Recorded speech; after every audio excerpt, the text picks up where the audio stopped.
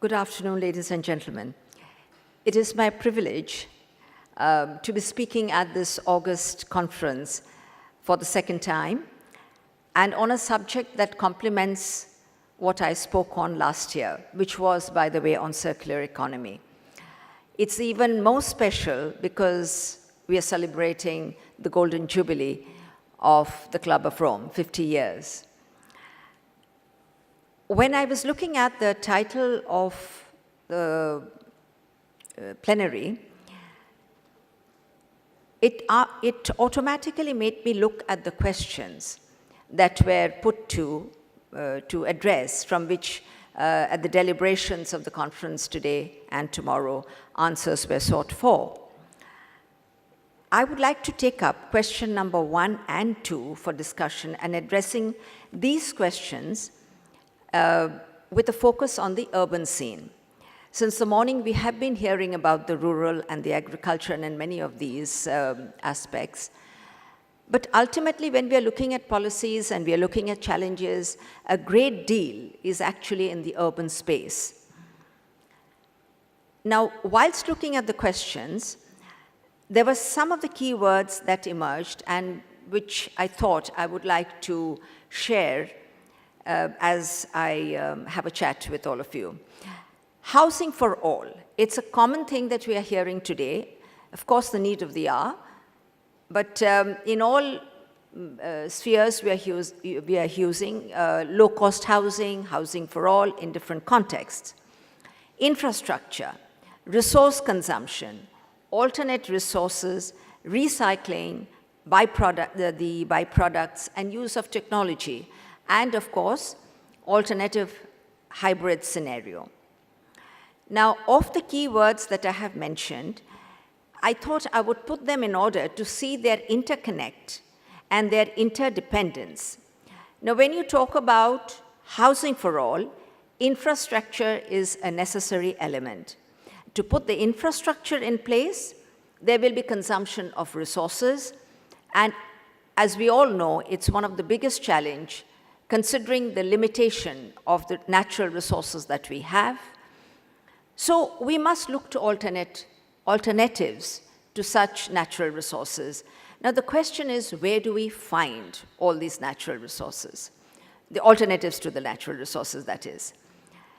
So as the speakers before me in the morning and now have spoken about recycling, the byproducts of many of the items that we generate as wastes and wasteful expenditure in our daily lives. Now, when we take up the challenges of resource efficiency in infrastructure, the first thing that we need to have a quick look at is the rules that govern the demolition and the construction wastes. And those rules are known as it's very simply known as Construction and Demolition Waste Management Rules 2016. Ms. Chima just spoke about policies, that it should support initiatives, etc. We have many of the rules, and if we were to look at it a little closely, we would find that in all these rules, there are many provisions which are laid out, which actually turns into business opportunities. It turns into good best practices. But the challenge lies in understanding the policies and ethically working towards implementing it. In many instances, I'm not making a sweeping statement, but I'm making a general statement. We have spoken a lot about wastes. I spoke about it last year also. Wastes are handled, of different kinds of wastes, are handled by multiple policies, multiple rules. Is there an interconnect with these policies? Do they contradict each other? Do they complement each other? I think as I would appeal to Club of Rome to take that into consideration, to study the rules in a more holistic manner and find the challenges of lack of coordination or contradictions and address them to take it into a more implementable and sustainable manner so that people do not cut corners when they are trying to implement the rules. Now, if you look at the specific rules of construction and demolition where the waste is generated, we will find that these rules apply to each one of the generators of waste which results from construction and demolition.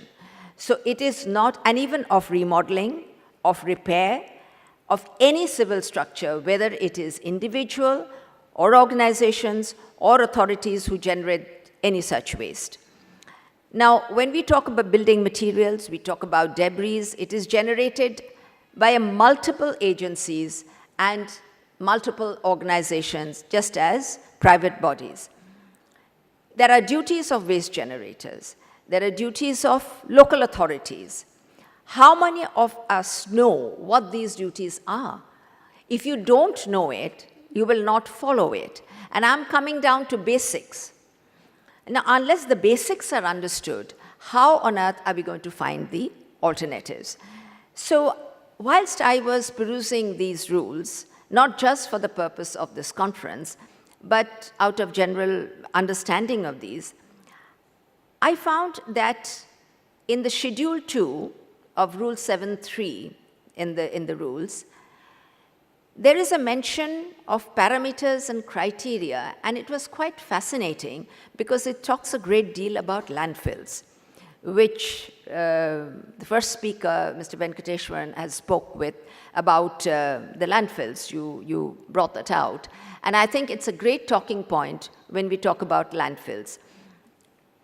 Landfills, according to the rules, have been a major source of consumption of materials generated from demolition waste.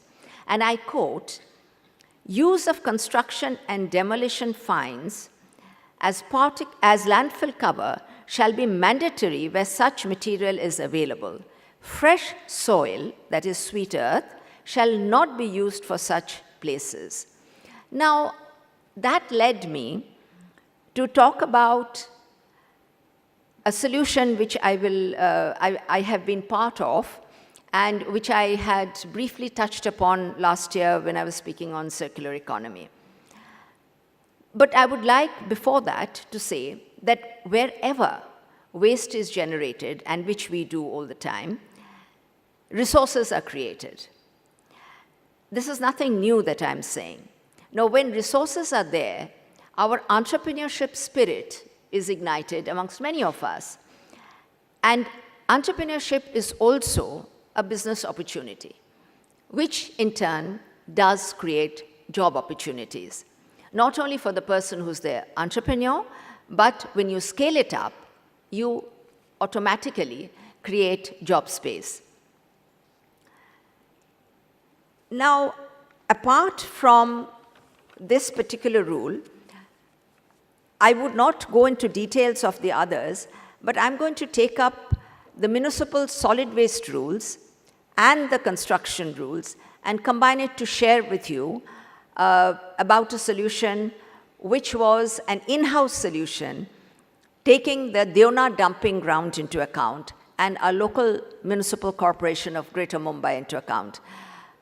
The Greater Mumbai Municipal Corporation, by the way, is the richest corporation in our country. And Mumbai, I think, generates a huge amount of waste. The Devna dumping ground has been in the news forever. I don't need to go into details of that. Suffice to say that if one could look at Devna, you don't look at that as a landfill, you actually look at it as a mountain of waste. And that must be the case in many places, but this one strikes out being right in the heart of the city now, because the city boundary of Mumbai has extended beyond the landfill areas. Now, this is an alternate resource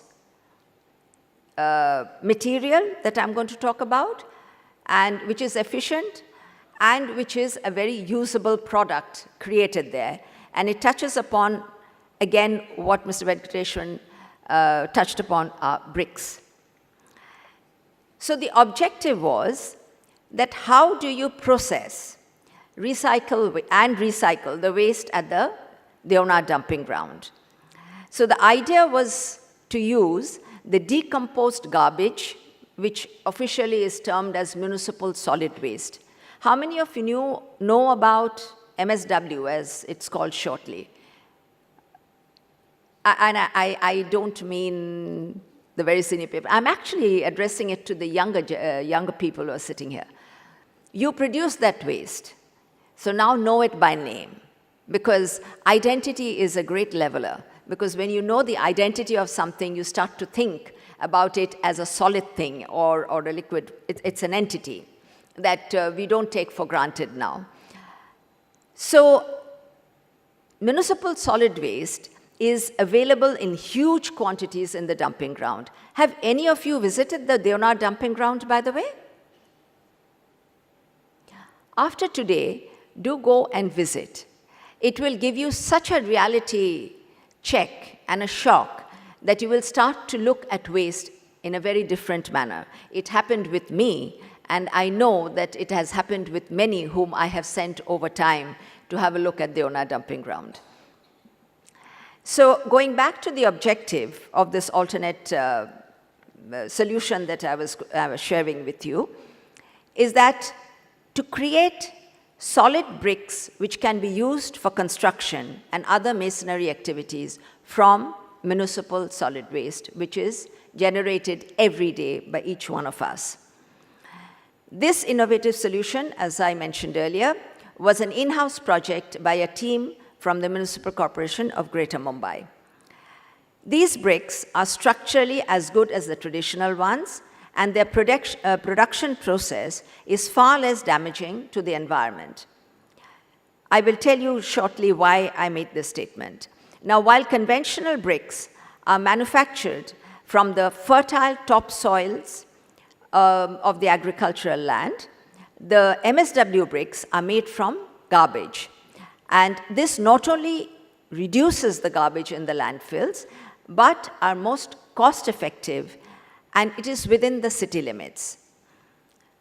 When I first went to see the Deonar dumping ground, it was with the opening of the bhatti, as you call it, when you create the bricks. And the people who were employed to work on these bricks were the tribals in around Mumbai. Now, when you are creating these bricks, you are generating job opportunities, you are generating resource. Let me just go back to that topic a little later, but let me share the concept with you first. Now, when this bricks project was conceived, they had earlier looked at various other solid waste particles that would come into the dumping ground, which you mentioned. And keeping those aside, for other recycled resources, the attention was drawn to the solid waste which was being created in the earth. So the municipal solid waste dredged out from the composted portion was used for making these bricks. Now, when the degeneration of the garbage happens, the conversion takes usually about 10 years, from 6 to 10 years or more. So as we went along, depending on which items degraded faster, the team found that making bricks out of this degraded material would be a more sustainable method, because the demand will be far more, and that would be within city limits. So these bricks were found to be technically sound. Let me give you some statistics. For manufacturing of 1,000 bricks, about 3 to 3.5 metric tons of decomposed garbage would be consumed. By virtue of using this decomposed garbage from the dumping ground space was created for fresh garbage to come in. Considering the amount of construction activities that are being carried out in the city of Mumbai, there would be a huge amount for the bricks. So when we are looking at any business opportunity, has to balance supply and demand. So considering that the supply of raw material was endless, considering we produce this waste daily, and the demand for construction is so much in urban spaces, and particularly in a city of Mumbai, that it made good business sense The cost was initially about 1.5 to 4 per brick, but now if it is scaled up, I understand the cost could be brought down to 1 or 1.20 per brick. Now that is very, very economical, as I understood from the builder lobby when I was discussing this with them. Now, we wonder why these bricks are not being used. So that brought me to the point that there is obviously something missing if such a low capital resource is available, readily available. Why is it, and employment generation is there, and yet these bricks are not being used? As a matter of fact, the production of these bricks have now been halted. So why, when there is availability of market, what is needed for the production of these bricks? Land for setting up manufacturing and production of the production plant. Various permissions would be needed. Workforce is readily available. But I think something is missing here. We are talking about circular economy, but are we talking about coordinate thinking and working? So there has to be a partnership process which needs to be set up, which I think has also been touched upon my previous speakers, that between those who are producing the brick, which would be the local bodies, the municipalities that is, the state government, the corporate entities, and the developers. Everyone is working in separate spheres. There is a major lack of coordination, of bringing about the various sides of requirement, demand that is, the various sides of production, the generation, all coming together. So if the coordinate thinking is not there, then circular economy to succeed will be a big challenge. Resource efficiency is a much talked about words these days, both are. Alternate resources are also talked about.